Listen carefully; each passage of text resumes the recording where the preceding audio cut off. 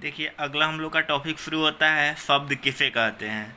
शब्द किसे कहते हैं तो होता यह है, वर्णों के सार्थक मेल को हम लोग शब्द कहते हैं। जैसे क प्लस ज प्लस, या जैसे कलम हम लोग लिखते हैं ना, तो क प्लस ल प्लस म, तो क हो गया, ल हो गया, म हो गया, क्या हुआ, वर्ण हुआ। तो जब इसको एक साथ हम लोग मिला देते हैं तो क्या बन जाता है, एक शब्द बन जाता है। ठीक है, तो वहीं पे यहाँ हम लोग क्या कहते हैं, उसको शब्द कहते हैं। तो दिया हुआ है एक से अधिक वर्णों के मिलने से जो विकार उत्पन्न होता है उसे शब्द कहते हैं। जैसे प र म प रा, परंपरा, क जोड़ हा जोड़ नी, कहानी। पद किसे कहते हैं तो वाक्य में प्रयुक्त शब्द के व्यवहारिक रूप को हम लोग पद कहते हैं। फिर से देखते हैं शब्द के कितने भेद होते हैं एवं उसे परिभाषित करने के लिए कह रहा है। तो शब्द के दो भेद होते हैं, सार्थक शब्द और निरर्थक। देखिए सार्थक क्या होता है, तो जिन वर्ण समूह का अर्थ अस्पष्ट हो उसे सार्थक शब्द कहते हैं, अर्थात जिसका अर्थ निकले उसे हम लोग सार्थक कहेंगे। जैसे कपिला, ठीक है, क्या है, कपिला, घर, मकान, ये क्या है, सार्थक शब्द है। निरर्थक जिसका कोई अर्थ नहीं निकले, जिन वर्णों समूह का अर्थ अस्पष्ट न हो उसे निरर्थक कहे। जैसे म ल क, इसका कोई अर्थ ही नहीं बन पा रहा है कि ये होता क्या है। अब आगे दिया गया है, क्वेश्चन मेरा ये है कि शब्द को कितने भाग में वर्गीकृत किया गया है। तो देखिए शब्द है ना, शब्द को मुख्य 4 भागों में हम लोग वर्गीकृत किए हैं। हम लोग नहीं, जो किया गया है उनके द्वारा ये है। एक में है उत्पत्ति के आधार पे, दूसरा है अर्थ के आधार पे, तीसरा है प्रयोग के आधार पे एवं चौथा है व्युत्पत्ति के आधार पे। तो हम लोग सबसे पहले उत्पत्ति के आधार पे पढ़ते हैं। दिया है उत्पत्ति के आधार पे शब्द के 5 भेद होते हैं, लेकिन मुख्य तौर पे हम लोग 4 ही पढ़ते हैं।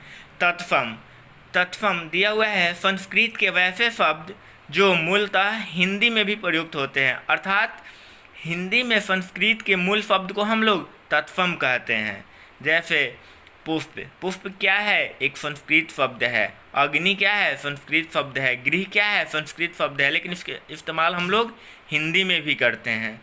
फिर आगे है तद्भव, तो कहा जाता है हिंदी में संस्कृत के मूल शब्दों को, तो तत्सम हो गया। तद्भव के लिए दिया है संस्कृत के वैसे शब्द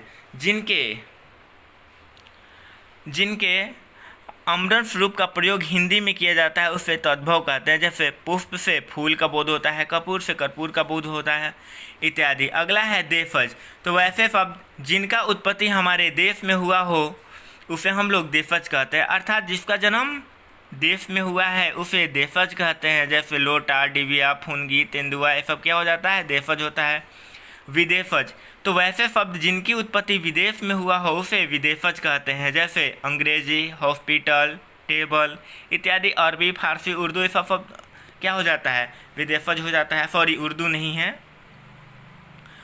आगे ये है 5 प्रकार, इसका हम लोग को ज़रूरत उतना नहीं है। तो आगे फिर हम लोग देखते हैं व्युत्पत्ति की दृष्टि से, क्योंकि हम लोग जान रहे हैं कि शब्द को 4 प्रकार से वर्गीकृत किया गया है।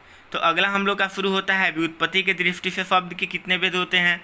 तो व्युत्पत्ति के दृष्टि से शब्द के 3 भेद होते हैं, रूढ़, यौगिक एवं योगरूढ़ होता है। तो रूढ़ के बारे में हम लोग देखते हैं। तो वैसे शब्द जो न तो किसी अन्य शब्दों से मिलने के मेल से बना हो और न ही खंड करने पर अर्थ सार्थक हो, परंतु सामूहिक रूप में विशेष अर्थ को प्रकट करता है, उसे हम लोग रूढ़ कहते हैं। जैसे नाक है तो का प्लस न क्या हो जाएगा, कान हो, अर्थात दोनों साइड से करें तो क्या हो जाएगा, सेम अर्थ निकले, कुछ ना कुछ उसका अर्थ निकले। अगला है यौगिक, तो जब 2 अलग अलग सार्थक शब्द मिलकर एक विशेष अर्थ को प्रकट करते हैं उसे यौगिक शब्द कहते हैं। जैसे रसोई प्लस घर, रसोई घर, ठीक है। वीणा प्लस पानी, वीणा पानी इत्यादि। हम लोग सरस्वती माँ को वीणा पानी भी कहते हैं। अगला है योगरूढ़ शब्द, तो वैसे शब्द या समूह जो साधारण अर्थ को छोड़ विशेष अर्थ को प्रकट करते हैं या ग्रहण करते हैं उसे हम लोग योगरूढ़ कहते हैं। जैसे लंबोदर, गणेश भगवान को हम लोग लंबोदर कहते हैं। चक्रपाणी, विष्णु भगवान को चक्रपाणी कहते हैं। अगला है अर्थ के आधार पे। तो अर्थ के आधार पे शब्द इसके आधार पे भी 4 होते हैं। पर्यायवाची शब्द देखते हैं। तो वैसे शब्द जो एक समान अर्थ देते हैं उसे पर्यायवाची शब्द कहते हैं। जैसे राक्षस, राक्षस का क्या हो जाता है? दानव, असुर, दैत्य को हम लोग राक्षस बोलते हैं। देवता हो गए तो भगवान, देवसुर, गणेश हो गए, पानी हो गया। अर्थात पर्यायवाची शब्द तो हम लोग पढ़ते ही हैं। अगला है एकार्थी शब्द। तो वैसे शब्द जो एक समान अर्थ प्रकट करते हैं उसे एकार्थी शब्द कहते हैं। जैसे धोती, धोती बोलने से एक ही हो रहा है, कुर्ता, जूता इत्यादि। अगला है तीसरा मेरा अनेकार्थक शब्द। तो वैसे शब्द जिसके अनेक अर्थ होते हैं उसे अनेकार्थक। अनेकार्थक कहने से यह स्पष्ट होता है कि जिसका अनेक अर्थ निकलता हो उसे हम लोग अनेकार्थी शब्द कहते हैं।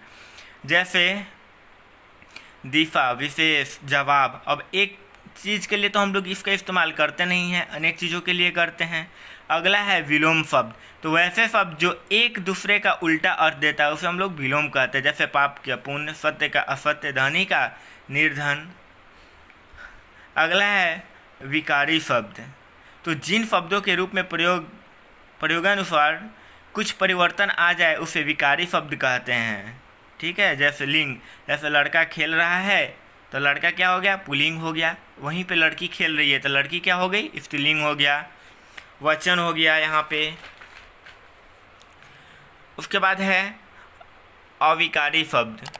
तो जिन शब्दों के रूप में किसी भी कारण विकार नहीं आता हो उसे अविकारी शब्द कहते हैं।